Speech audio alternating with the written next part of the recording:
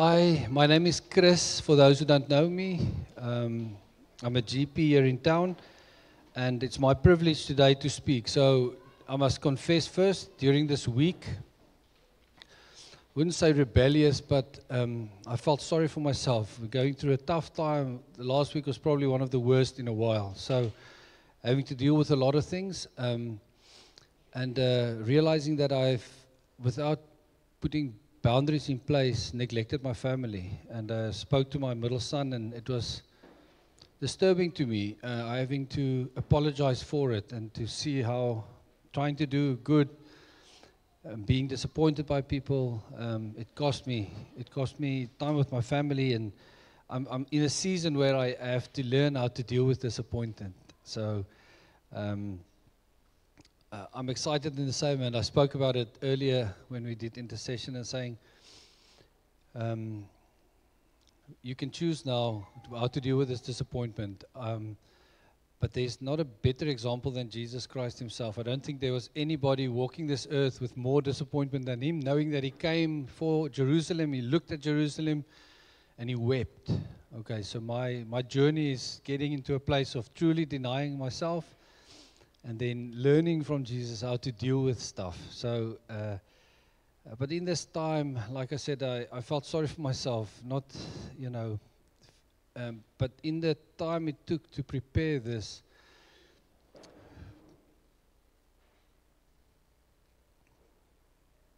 I just fell in love with Jesus all over again. So I'm so grateful for that. So I wanted to say, tough luck for you. Whatever comes out, I've won. At the most amazing time. So, but I believe this is a word in season, and God's heart for us, His family today.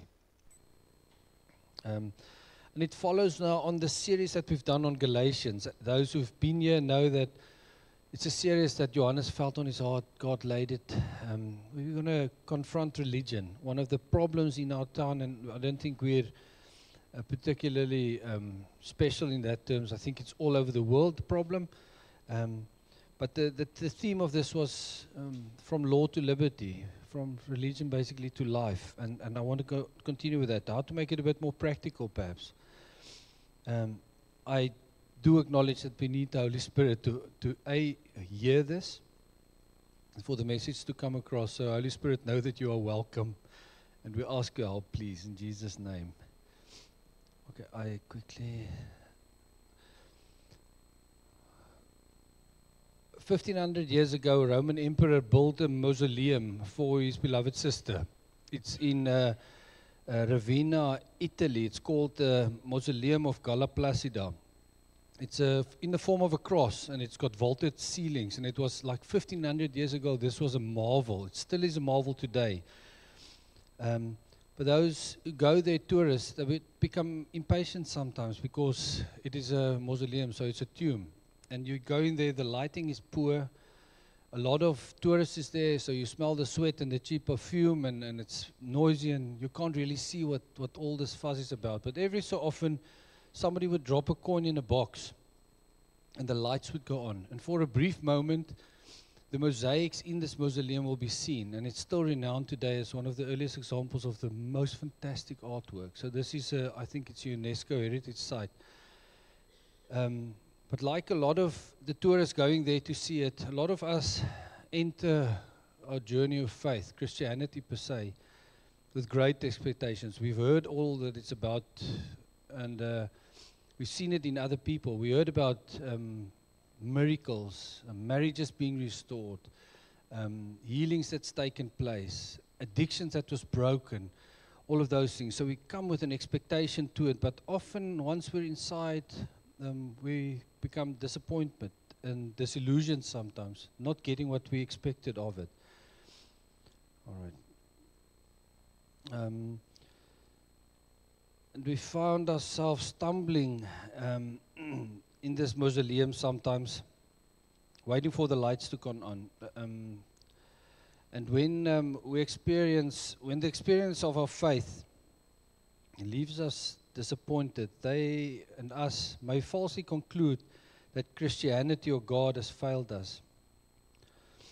So inevitably, I've spoken of it before, but we end up falling into 4 postures, typical postures, that's told or taught us by our faith communities, just because nobody's shown us a better vision of it. John 1:1.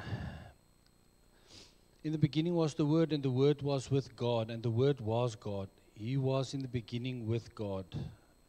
And God said, let us make man in our image according to our likeness. God lived in communion with himself. He is relational. Jesus was existing before the creation, in unity with God, being God himself. And in Genesis 1:26, we see that humanity is welcomed into this eternal communion. This is God's heart. We are created into a relationship with him. So the plan was, this is now in Revelation, from the beginning, this is God's heart. Then I, John, saw the holy city, New Jerusalem, coming down out of heaven from God, prepared as a bride adorned for her husband. And I heard a loud voice from heaven saying, behold, the tabernacle of God is with men, and he will dwell with them, and they shall be his people. God himself will be with them and be their God. This was the plan all along. Our lives and everything that we know, history, takes place between 2 gardens, the Garden of Eden and the New Jerusalem. Not the Garden of New Jerusalem, but it all plays down in this. And this was God's heart from the beginning. So the opening scene and the final act of the Bible both refers to this, God wanting a relationship with us, wanting to dwell with us, have us as his people, his sons and daughters. But here comes the problem.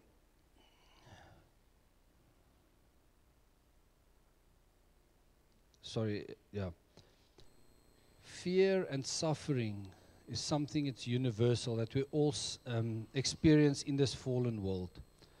We cannot predict what's going to happen tomorrow. None of us know whether we're still going to be alive or not. So there's an uncertainty that haunts us all, that keeps us awake at night. Scarcity abounds, and the greatest of it all is life itself. We don't know what's going to happen with our lives, how long we're going to live, etc. And this is why we become afraid. Okay, so, and to mitigate our fears, we seek control over our world. All right, so we want to get rid of fears and uncertainties, and how do we do that? By gaining control. So this is what we strive after. And we unfortunately do so by taking on certain postures, ways of relating to God. And I'll get to these postures just now, but I just want us to look at Eden first and to see what really happened there with Adam and Eve. All right. Then the serpent said to the woman, you will not surely die, for God knows that in that day you eat of it, your eyes will be opened, and you will be like God, knowing good and evil. So when the woman saw that the tree was good for food, it was pleasant to the eyes, and desirable to make one wise, she took of its fruit and ate. She also gave to her husband with her, and he ate. She didn't take the food because it was appetizing or delicious. That was, eventually she saw it, but there was a temptation from the enemy saying, you will be like God. So what happened was, that was an act of rebellion against God and his plan to rule the earth in a relationship with us. That was his plan. Adam and Eve decided, no, we wanted more control. They didn't want to live with God. They wanted to be gods themselves. They wanted control on their own terms. They don't want to dance to the tune of a puppet master. And that's our instinct, to seek self-rule. If we can decide, then we have control. Or so we believe. But in a sense, we retain the fact that God is important and that He must be factored in our lives in a way, even if it's only to control Him. So this is the problem that we're stuck with. Instead of engaging in a life-giving communion with Him, we opt then for one of these 4 postures through which we try and manipulate and control God, to use Him or to appease Him. And each of these postures that I'm going to get to now are ways of relating to God, is an attempt to mitigate our fears through exerting control, like I said. The problem is that they all fail to deliver on this promise. Seeking control is not the solution, it's actually part of the problem.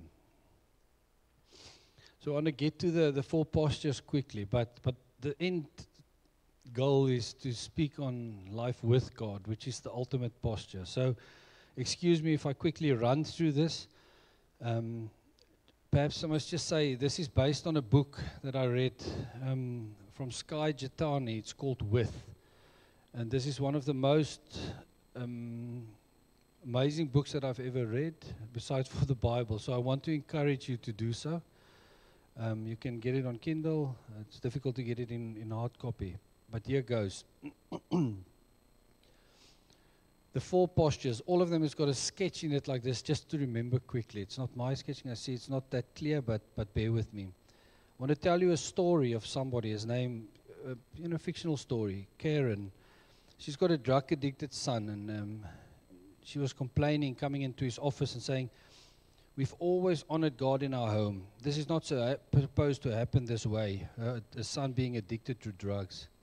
And she said that with anger and pain in equal doses. So she was upset. We've always done what was right. And I was trying to raise my son by the book, but then she's upset when God did not uphold his part of the deal. She sees God as a cause and effect terms. We obey, then He blesses our lives, our families, our nation. So we're trying to control Him by our obedience. We're trying to negotiate with Him in a sense. Our goal is to determine what He approves or disapproves, and then work to remain in those boundaries. This is what we're aiming for. And in the ancient communities, there's always the who angered the God thing, the gods. If there's not enough rain or sickness would come, they would say we must appease God now through rituals or sacrifices, and that's how we try and gain control. And in the same sense, it's with this posture. And the sense of control that we try to get through these rituals and sacrifices made people feel less afraid. The problem is with this thing is it reinforces our rebellion, as we just saw in Eden. We're not content ruling with God. We wanted to be God ourselves. We wanted to remain in a position of control. This is the posture's problem. And through our obedience to Him, we now put God in debt and expect Him to do our bidding in exchange for our worship or righteous behavior. It promises to take away our fears and then give us divine blessing, but it cannot re-establish a relationship with our Creator because it is an attempt to overthrow His rightful place. That's the problem with this. Many young believers, and perhaps ourselves, we can see ourselves in this as well, is told that He will bless our lives if we obey His commands, worship Him, and abstain from immorality. We know the story. But then think about it. What happens when God inevitably don't play according to our roles? And stuff happens. Your child gets injured or even worse. Your business goes bankrupt. To be understood, people would become cynical, hurt, disappointed, even abandon church, because this is not what they are in for. This is not what they expected. This posture often makes us afraid of God, because if we don't do certain things, we will be punished. The whole concept of sin consciousness versus righteous consciousness comes to mind, where we focus on sin all the time. We're so afraid of doing the sin that we forget who we are, and we fall in a sin-shame cycle often. We prayed about this morning as well. But we become afraid of God if this is the posture that we take in. Think of the blind man in John 9, where the Pharisees asked Jesus, who sinned? Was it him or was it his family? They attributed this curse of being blind to sin. So that is what we can see with that posture. That was way back already around. And also the one with the rich man and the camel, that story that Jesus told. In biblical times, people saw being rich as a blessing. In other words, you were righteous. In other words, you were right with God. And Jesus came and said, almost say, no, that's not the truth. He made the statement that it's extremely difficult for somebody with worldly riches to enter into heaven, because the temptation is for rich people to lean on their contacts and their monies to get them through life and not live lives of faith. Okay, to summarize, this posture under God, it doesn't deliver us from fear. It cannot reconnect us to God. It only burdens us with guilt, fear, and empty religiosity. For they bind heavy burdens. Jesus now speaking to the religious readers of the time. Hard to bear, and lay them on men's shoulders, but they themselves will not move them with one of their fingers. Jesus' invitation, come to me, all you who labor and are heavy laden, and I will give you rest. Take my yoke upon you and learn from me, for I am gentle and lowly in heart, and you will find rest for your souls. For my yoke is easy and my burden is light. This is almost Jesus calling them out of this posture of living under God and having to perform in order to get blessings. Religious leaders of the time sought obedience and conformity of behavior, and Jesus sought to welcome people back into a relationship with God. Here is the problem with this posture. The people draw near to me with their mouth and honor me with their lips, but their heart is far from me. And in vain they worship me, teaching as doctrines the commandments of men. This is what Jesus said about the religious leaders at the time. The next posture, we can speak about it at a later stage perhaps. This is actually very exciting if we're trying to tease it out. Remember, I'm trying to make it practical, where religion still holds us back from the truth and God's desire for us to have. So the second posture is life over God. A story as illustration, I want to say. Mark is a young pastor, passionate about leadership. He sees churches all around him is closing down, and he comes to the conclusion that managers at Walmart, they don't sit around contemplating. And why do people expect us to sit around and just pray? It didn't help the other churches, so he's going to focus on organizational principles rather than prayer. He did not have much space in his life or ministry for God. God is abandoned in favor of proven formulas and controlled outcomes. In 1666, Newton sat under a tree and the apple fell. And it inaugurated a new era called Enlightenment, where people try to figure out how the world works and then apply these principles in order to gain control. Pre that, when you became sick, people went to the pastors and they prayed for them. Now they saw cause and effect. So people become sick because of bacteria. We go to the pharmacist, we go to the doctor. This is how we get better. So that's quite a seismic shift in the world and the way that we're thinking. Fear still drives us to seek control, but control is now achieved through science and implementing the right principles rather than superstition. And in effect, life over God cuts out the middleman in capital letters and gives us direct control over our lives. Now you need to hear me well. The way that we look at the Bible is very important. If we look at it as just a book full of divine principles for life, it changes the way that we engage God and the Bible for that matter. All right? It is that. It gives us this principle of life, but first and foremost, it's there to reveal God to us. Okay? If we only take it for the principles, wanting to apply it, and then to appease our own fears and gain control, we replace a relationship with God with a relationship with the Bible. And that's a big problem. Okay? Then we want to be in control again, like I said. And in a sense, if we can then say, if you have the repair manual, why spend the money on a mechanic? That's the danger of falling into this posture. The shortcoming of this posture is it reduces faith to principles, to divine laws, and applicable instructions. You've all heard it. 5 steps to a more godly marriage. How to raise kids God's way. Biblical laws of leadership. Managing finances with kingdom principles. All those essentially, in essence, is not bad. But remember, the focus should be on the God of the Bible and not on the principles of the Bible only. And discovering and applying these principles does not require a relationship with God.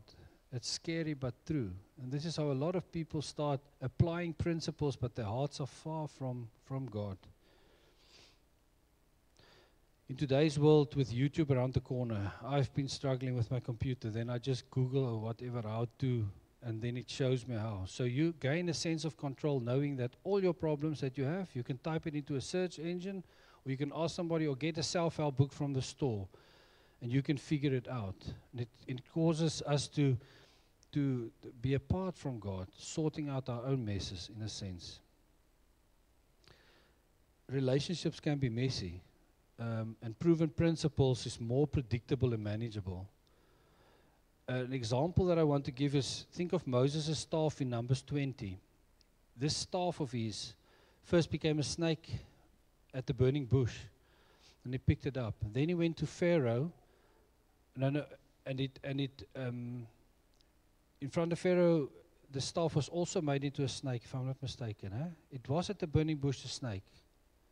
I think it, in any case, why do I doubt that now? In any case, before in front of Pharaoh, it became a snake. Then he used it to call down the plagues. Then he touched the Nile and it turned into water, stuff like that. Going out, it touched the sea and it split so the nation could walk through. So there was a lot of power. This was a way, a proven principle, how God used this staff. And then in Numbers 20, God commands him to speak to the rock to bring forth water. He was faced with an angry mob of people in front of him. They wanted to turn back. They were angry at God. They were angry at him. They wanted out. What did he do? He hit the rock because it was a proven principle that worked in the past. It didn't require faith. He knew this would work. And that upset God. So he was effective. He got the job done. But it was an act of disobedience that cost him setting foot in the promised land. The posture's problem is that by marginalizing God's place, it leaves us in control, and now we are responsible for the outcome, having to implement these principles.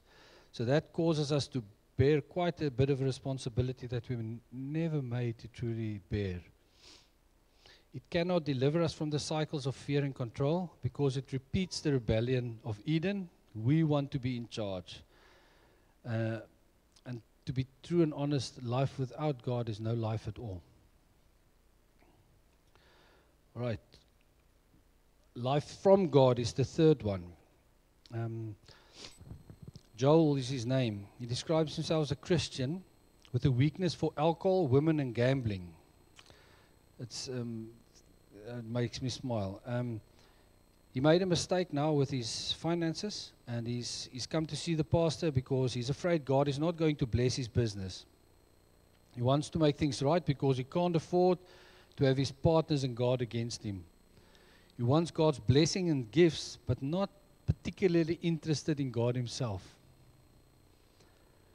There was a study done amongst believers as teenagers, so it would be our sons and daughters, teenagers, their perception of God. And they come up with the results was shocking, actually. They saw God as a combination of a divine butler and a cosmic therapist. Okay, they were mostly concerned with their own happiness, more concerned with their own happiness than with glorifying God, or learning obedience or serving others. And the question was why? It's because their own parents saw God as such, saw him as a holy vending machine who dispenses what we need and the wisdom we desire. So the focus is absolutely on just receiving from him all the time. The most extreme form of this is obviously the prosperity gospel that is taught worldwide. And this posture is appealing because it doesn't ask us to change. and it's actually straight on against scripture that says prosperity giving is prosperity teaching is basically saying the flesh saying I want, and then you're giving the flesh what it wants, and you're not denying yourself and denying the flesh. So we're not supposed to feed the flesh, we're supposed to resist the flesh and deny ourselves. In this posture, God carries no inherent value. Okay, like the consumer worldview where we just want and pick off the shelf whatever we want. God's value is determined by His usefulness. If He stops giving, then we turn away and we try and find it at a different place. So that distraught mother with a drug-addicted son and a televangelist that asked for your money in the prosperity gospel, they both view God as an instrument, as a means to an end. They seek to use Him to achieve their desires. And look, let's be honest, it's not wrong to ask. God invites us to ask. I mean, this is we're sons and daughters, He's our Father. But if this becomes our focus, the entirety of our focus, and the way that we relate to Him, we place ourselves at the center and expect God to orbit around us. We make the rules and you better jump. And subconsciously that can be a huge problem. We demands or insists that the Creator submits to us, the creatures, and we are trying or seeking to control God in order to achieve our objections. Again, repeating the rebellion of Eden. How does this affect fear, our reality? Rather than removing it, what it basically does is it numbs us. It distracts us from our fear. Stuff that we get, that we ask and we get, amuses us. And the literal translation for being amused is to not think. So this is what happens when we just want, taking our minds off the fear that we're actually dealing with.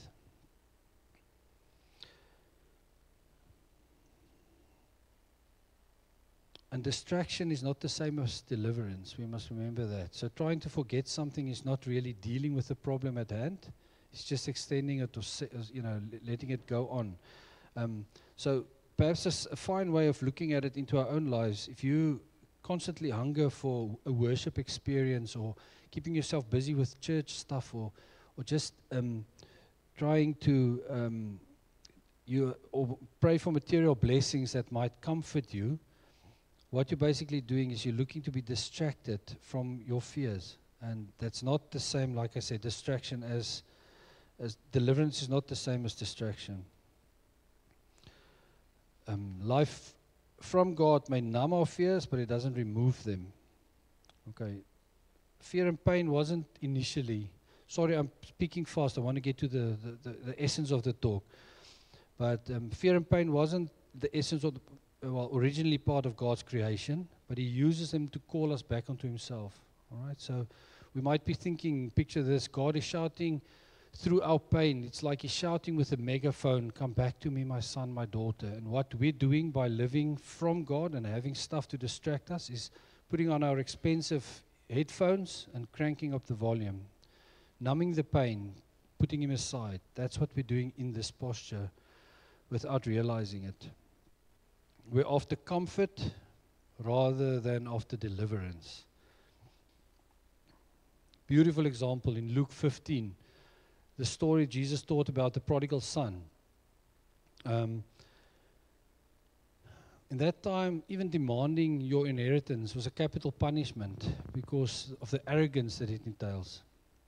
God's character is shown through the character of the father in the story, how he related to his sons.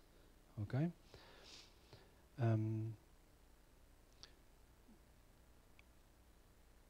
You got the prodigal one that decided to take and go, but you also had the elder son. I'll come to the elder son later, but the one that took his stuff and left, spoke about it in FIC as well. His significance, except in security, was found in what he got from his father, and then he left. Didn't bother about the relationship with the father.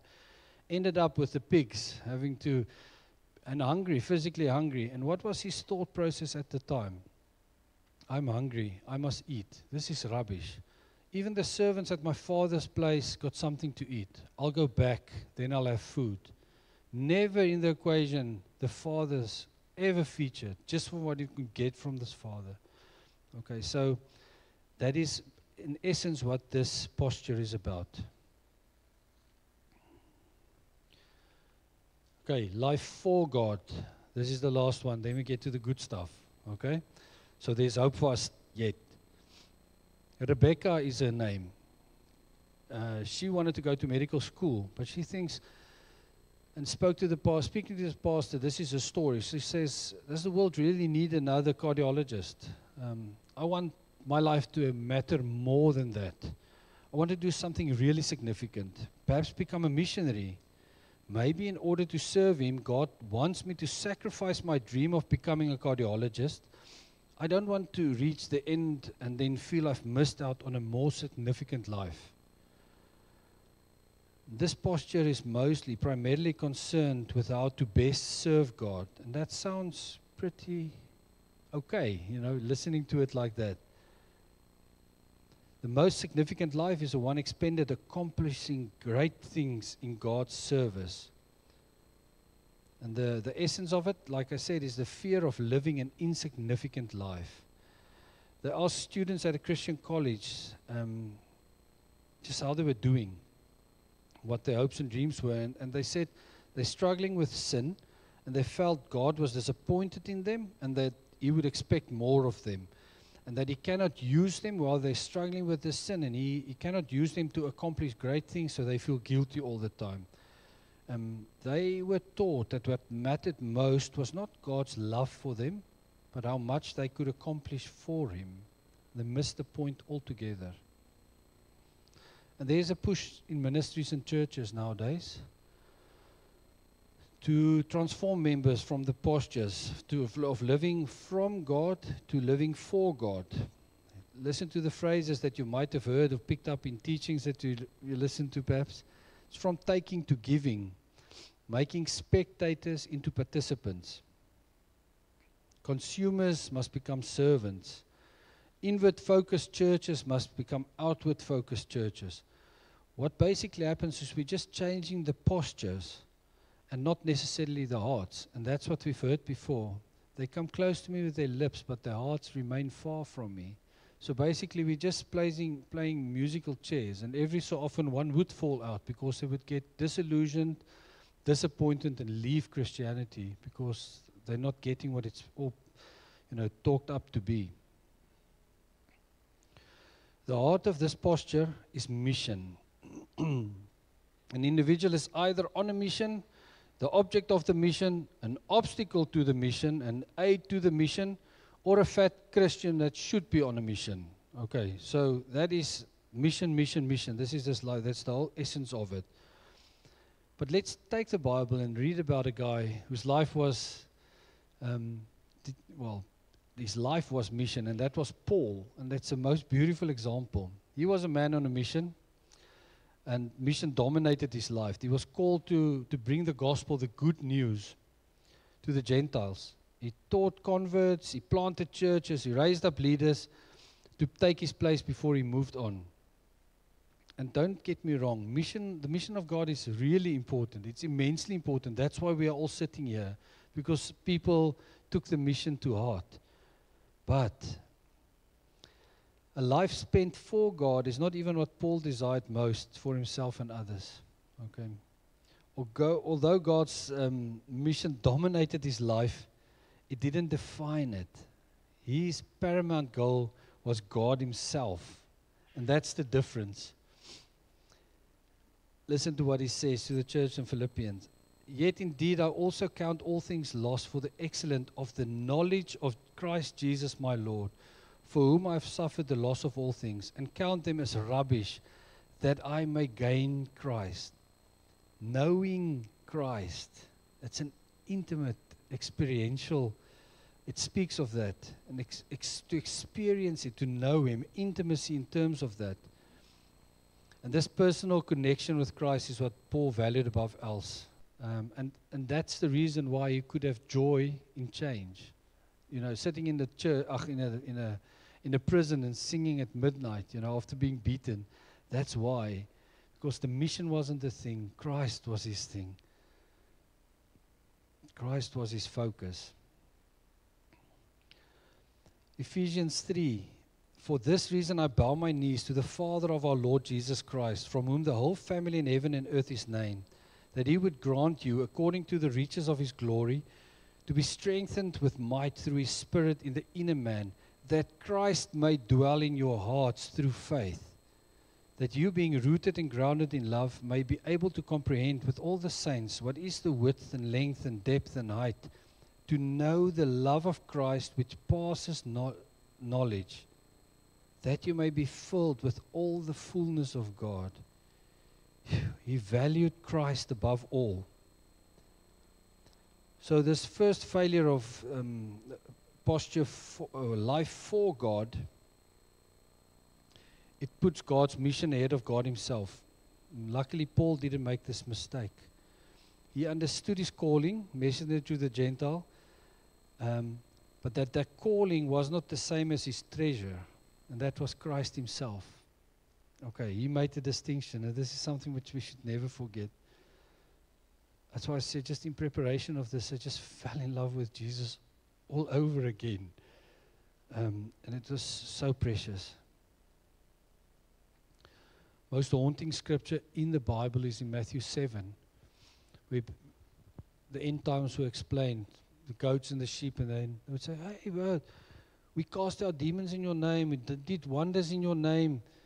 I will declare from you, I never knew you. Depart from me, you practice lawlessness. So there is a way that we can be on a mission and performing, but our hearts can be so far away from Jesus that he doesn't know us. So this is the danger of this posture. If somebody asks, what should I do with my life? What they're actually asking is, how can I prove that I'm valuable? If you think of it. If they ask, what should I do with my life? They're actually asking behind the lines, how can I prove that I'm valuable? And praise God for FIC, which really covers identity in Christ so well, that can never be taken from you again. This is our identity now in Christ. We don't need to prove our being valuable. In Christ we are.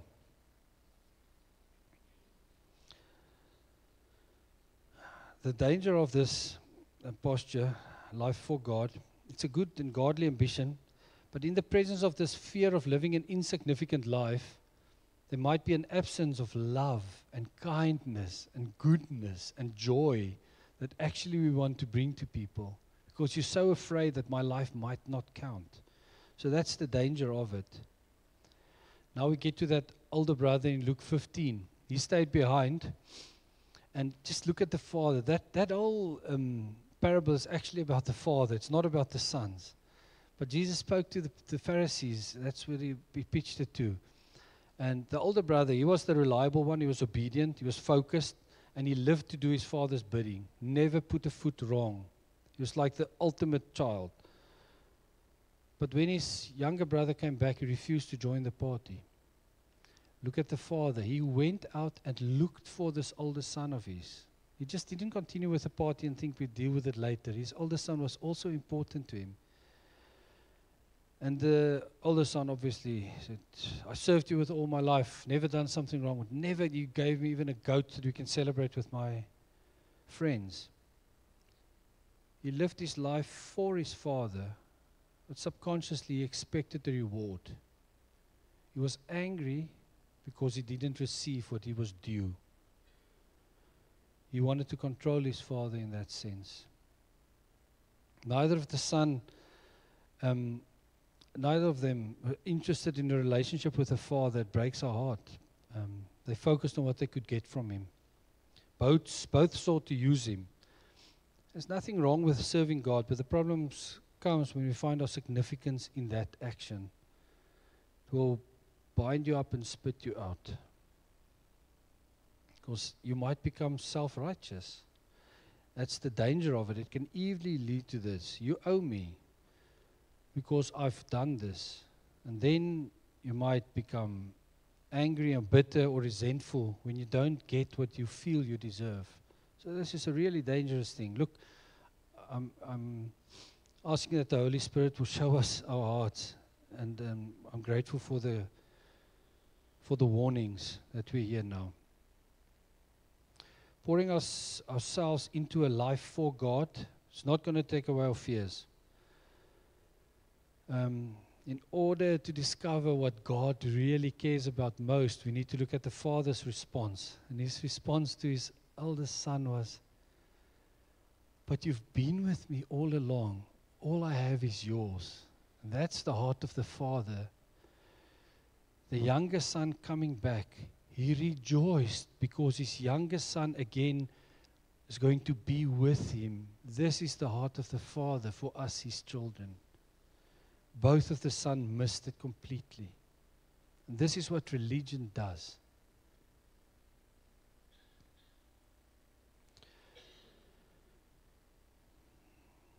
Mission of many churches and ministries is to transform younger sons into older sons. Okay? It's a pointless exercise because what matters most to God is not the younger one's disobedience or the elders' obedience, but having his sons with him. Now we're getting to the good part.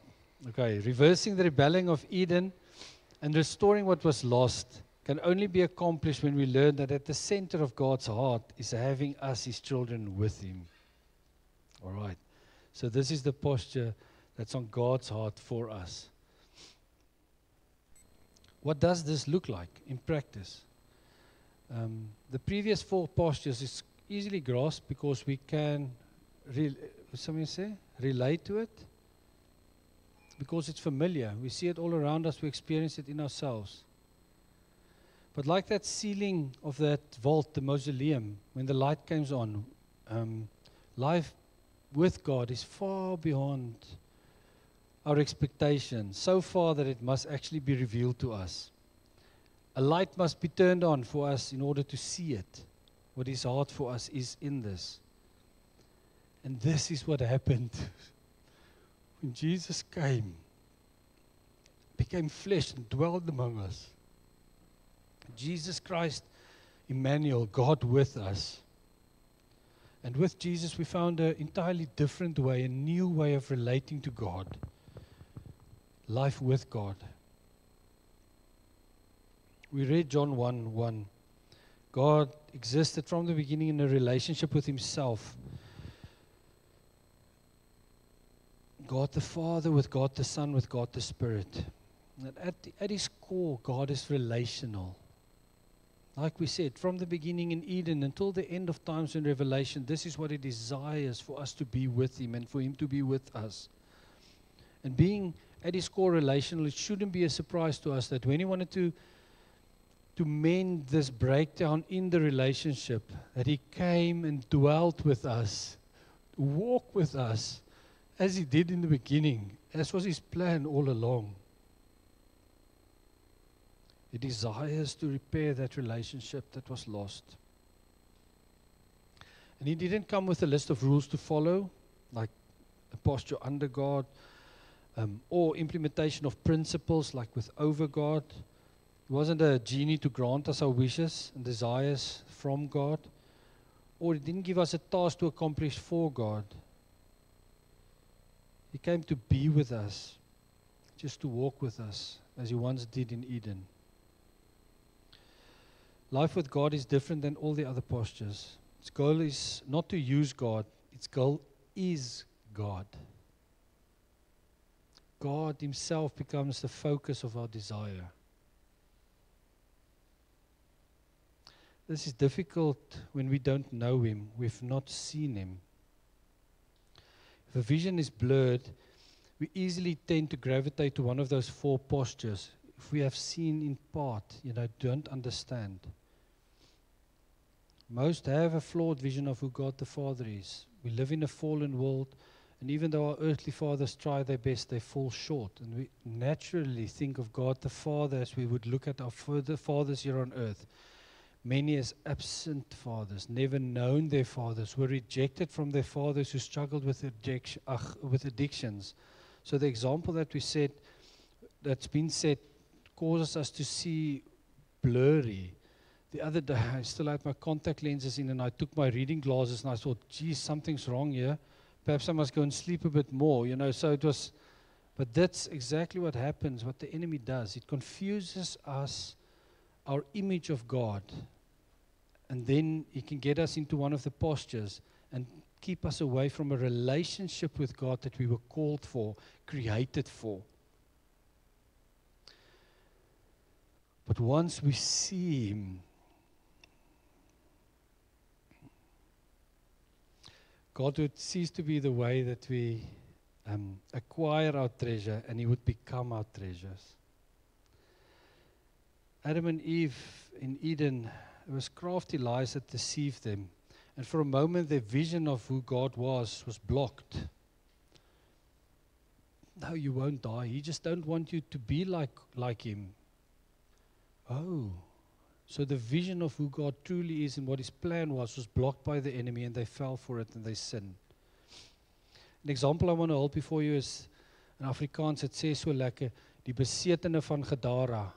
The guy who lived in the tombs, Jesus coming over the ocean just after the tempest storm arose, and He came to the shore at the region called Gadara, and there was a guy who lives in the tombs, and he was demon possessed.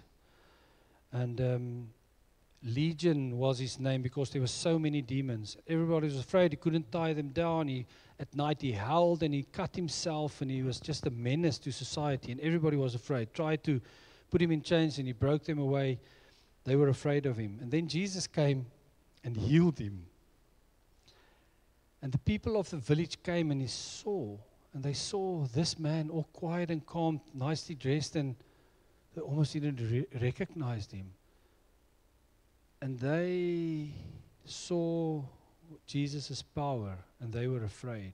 They said, what if He would take over our village? He could easily enslave our families, take our wealth, take over our village and our way of life. We're afraid of this guy. And they begged Him to leave. The other flip side, that's what they saw. This is how important it is to get clarity in our vision of God. What did He see? You couldn't get him away from Jesus with a crowbar. You wanted to cling to Him and not let Him out of His sight, because He experienced His love, His goodness, besides from the power. He experienced God. And he saw Him for who He was. And he didn't want to let go. So much so that Jesus commanded him to go. You cannot come with me. You go now and go tell what happened to you. Otherwise, to this day, I'm sure he would still be with Jesus because he saw Him. That's the difference. We must truly look at our lives and to see, how do I see God? Do I see Him clearly for who He is, or do I look through the deception of lies and the hurts of the past and the deception of the enemy? I met a friend, Ahmad Kasravani, in Lebanon. He told me his story, how he got to know Christ. His family members were of ISIS, and they were all around. And he was an angry young man, a devout Muslim, but angry. He was the guy, the bouncer, sorting out problems. And he came to Christ. And he explained it so beautifully, how he stood and he encountered Jesus, and he felt like somebody hugged him from behind, and he just felt the peace and the tears. And he explained it so well that he said, Ahmad never cries. But that day, Ahmad couldn't stop crying. He's like, now he's struggling with the word in English. He says, it's like taking a shower, but like on the inside. And from that day, he spoke about my Jesus. So he wouldn't say, Jesus, our Savior. He would say, my Jesus, our Savior. And later on, I was affronted and pulling his leg, and I said, you can't say your Jesus, He's my Jesus too. He looked at me with a softness and tears in his eyes. And he would say, my Jesus. And this is how he related to Jesus. You couldn't get him off with a crowbar of Jesus. In a place where Hamas and Hezbollah reigned, we would visit and pray there, and he would go out onto the street corners and ask the Holy Spirit who he can speak to about his Jesus. And he did it by denying himself. Didn't take his own life into consideration. This is what an encounter with Jesus caused him to do. Jesus, reveal yourself to us, please.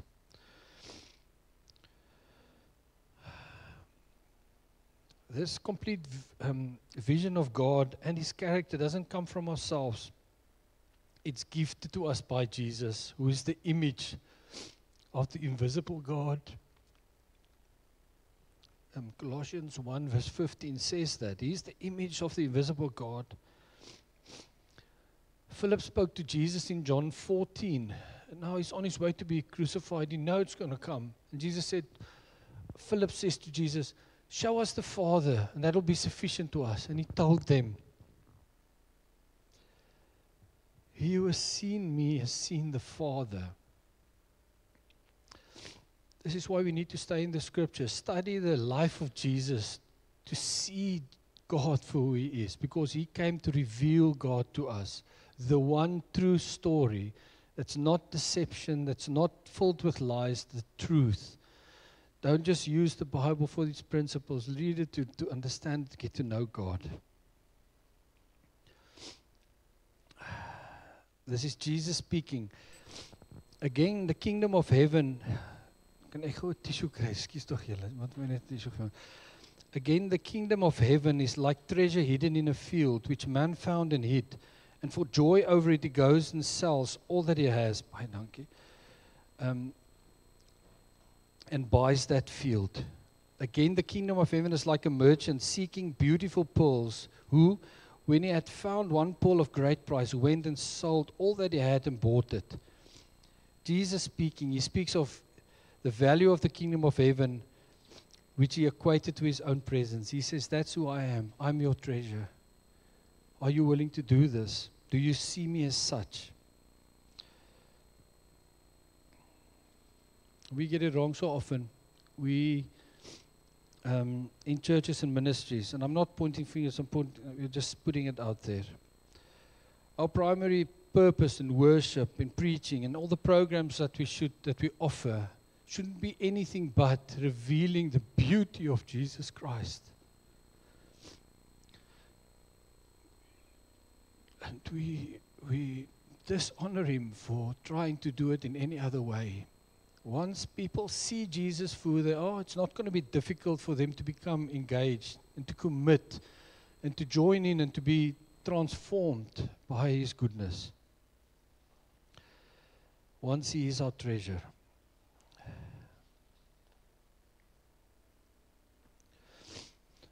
Excuse me.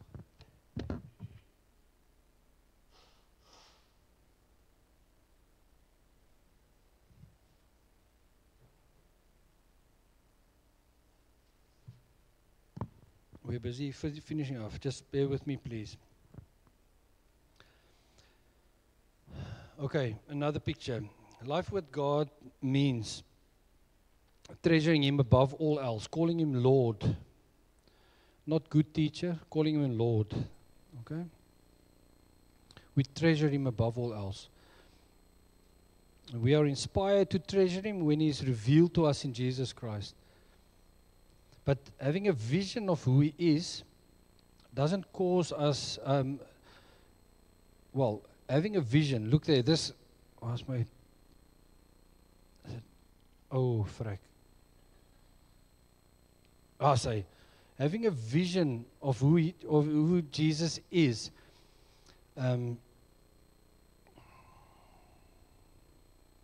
it's not the same as getting Him to live with us. Having a vision in our mind and having Him live with us is not the same. So something's got to happen. And this explains it well, this sketch.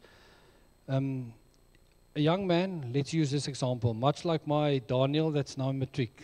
Okay, he's finishing up his exams shortly.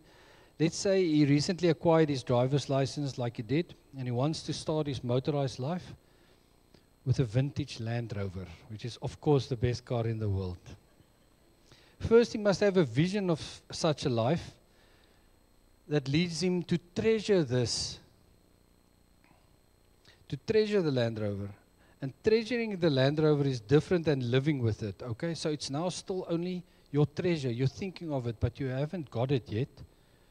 In order for you to live with this now, two things must happen. First, you must be united with the Land Rover. You must buy it or you must be gifted. Until then, he cannot live with it. But then another thing must happen.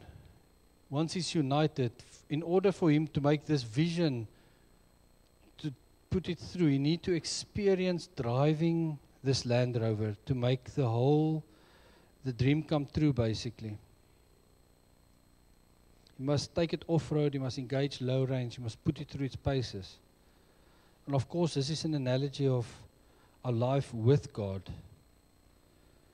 Once he's become our treasure, we need to be united with him and experience him. But how do we do this in practice?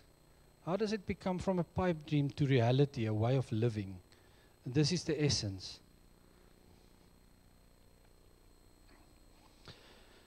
Now all things are of God, who has reconciled us to himself through Jesus Christ, and has given us the ministry of reconciliation. God gave us his Son to reconcile us to himself. As much as we desire and treasure him, sin stands in the way of us doing life with him. That's the obstacle. To be united with him, sin is in the way. And Jesus not only came to be a beautiful revelation of who God is, so that we may treasure him, but he also came to reconcile us to God, so that our desire and his might be fulfilled. Next day, John saw Jesus coming toward him and said, "Behold, the Lamb of God who takes away the sin of the world. For the Son of Man didn't come to be served, but to serve and to give his life a ransom for many." This is why the cross is central in our Christian faith. Jesus took the penalty of sin on himself. He died our death. He was forsaken by God in our place, on our behalf. Now that sin has been removed, we can be united with God, reconciled with God. So that's the second step. A big mistake that we see all around us, though, is that people focus on this uniting. And I'm being an evangelist at heart, it is so true. We want people saved. We want to put people in connection with God. But we don't teach them to treasure him first. Because if we're just about uniting him, what people may perceive it as this is a free pass out of hell or ticket into heaven, you know. So this is why I want to be united with him. But to do it without treasuring him first. And then we basically just use God all over again, like all the other four postures. We're falling back into that thing. We're missing the point as such. Then he becomes a means rather to an end. He doesn't become our treasure. That is not the gospel. That is not the gospel. People will only treasure God once He's revealed to them through Jesus. So we must depict Jesus to them first and foremost, for who he is and what he came to show us. John Piper says, people who would be happy in heaven without Jesus being there will not be there. It's a scary saying. I think it's the truth. The gospel is not a way to get people to heaven, but a way to get people to God. If we don't want God above all things, we have not been converted by the gospel. He must be our treasure. Otherwise, this will not work. And I heard a loud voice from heaven saying, "Behold, tabernacle of God is with men. He will dwell with them, and they shall be his people." I've showed it earlier as well, the scripture. From Genesis to Revelation, God's focus has been to be with us, his people. That's his heart. And the ultimate purpose of the cross is God's unyielding desire to be with us. That is the reason for the cross. Dying for our sins, getting us into heaven, that side stuff, the thing essential to the cross, shows God's desire to be with us.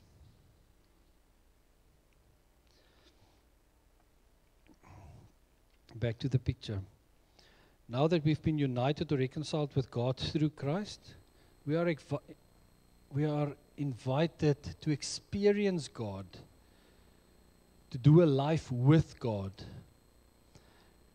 Now, getting back to the analogy of the vintage Land Rover, now we give in the keys. We are invited to drive it, to make use of it, to experience it. And that is to experience God, not just to know of Him and have Him parked in your driveway. Now life truly begins. Getting to this point is not what we're aiming for. It is to taking it further, to now to start experiencing Him. That is what we are called for. Some people think, now that I'm saved, I just got to buy out the time. Please, Lord, come and fetch me. I want to be with you. There's no sense in it. But no, this is not God's heart. It's for us to experience Him here on earth. And this, as with the treasuring and the uniting, Jesus also gave us this example of how to experience God on earth. He showed us the way. Again, back to the Bible, why it's so important. A personal relationship with God, and that's the anti of religion. Religion in a bad sense. You understand what I mean? It's a religious spirit trying to do things hard, far from God. But a personal relationship that we advocate is more than just praying, attending church and small group and reading the Bible every so often. It's truly walking with God. And Jesus pointed out how. He frequently sought solitude, went on his own and prayed to his Father, and praying and listening, of course, speaking to and hearing. That's what he did. But he also experienced, he prayed.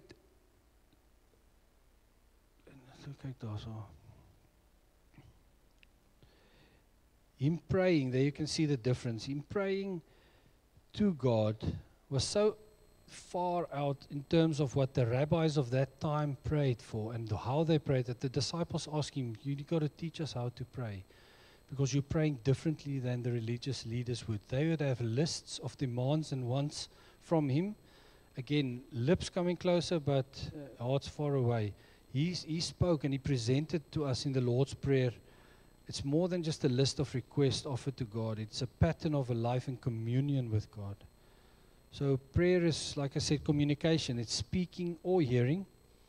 And he didn't only experience his Father when in solitude and praying, but also during the hours of healing, ministering, teaching, and serving others.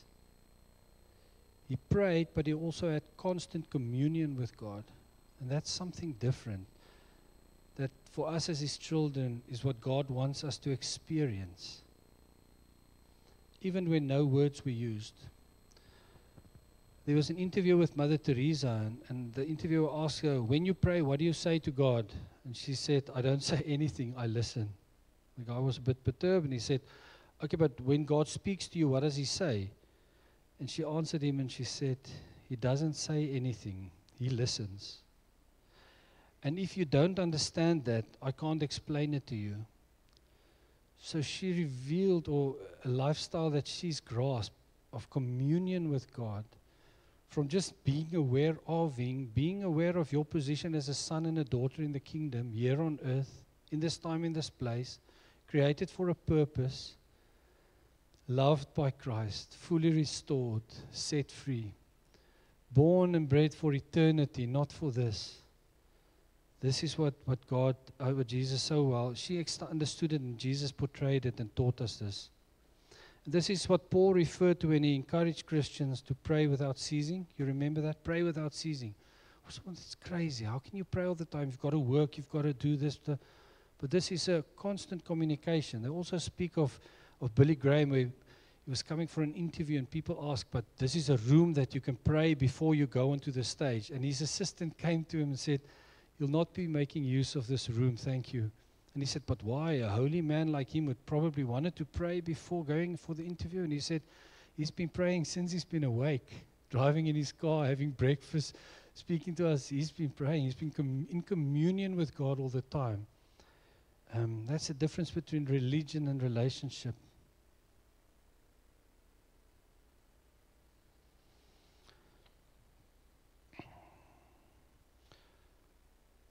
At that day, this is Jesus speaking of the Holy Spirit. At that day you will know that I am in my Father, and you in me, and I in you. abide in me and I in you. As the branch cannot bear fruit of itself unless it abides in the vine, neither can you unless you abide in me. I am the vine, you are the branches. He who abides in me and I in him bears much fruit. For without me you can do nothing. Abides refer to a constant state of being, connected, not far away and coming to have a drink from time to time. It calls us into experience God through communion with him.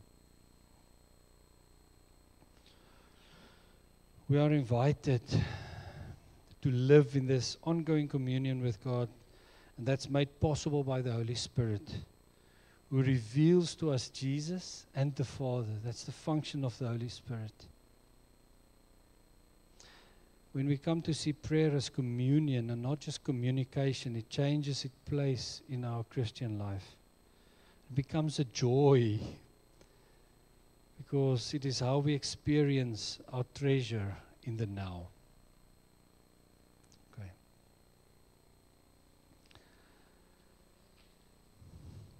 Our loving Father, our hearts overflow with gratitude, Lord, and with shame for being so unthankful so often.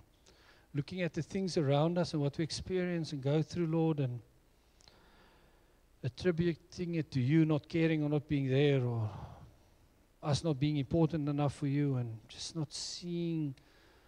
As you say in your word, Lord, we'll see now partly, but one day we will see clearly. Thank you for your grace and your mercy over our lives. Thank you for choosing us and appointing us to bear fruit, Lord. We don't deserve that grace and that mercy, Lord, yet you continuously pour it out, Lord, and you give us another chance and another chance. Thank you for reminding us today, Lord, that we have been called to live with you. Thank you that we are convinced that this is your heart's desire towards us, Lord. There's nothing more that you desire as for us as your children to be with you and for you to be with us, Lord. You've proven it by sending your Son. Thank you for the restoration available. We don't doubt your love, Father. I pray, Holy Spirit, that you will open our eyes, that we will see Jesus, that we will see you, Lord, that you will be our treasure. Treasure above all. I pray a blessing of understanding over us as a group this morning, Lord, for your glory. Thank you for your presence and your truth. Amen.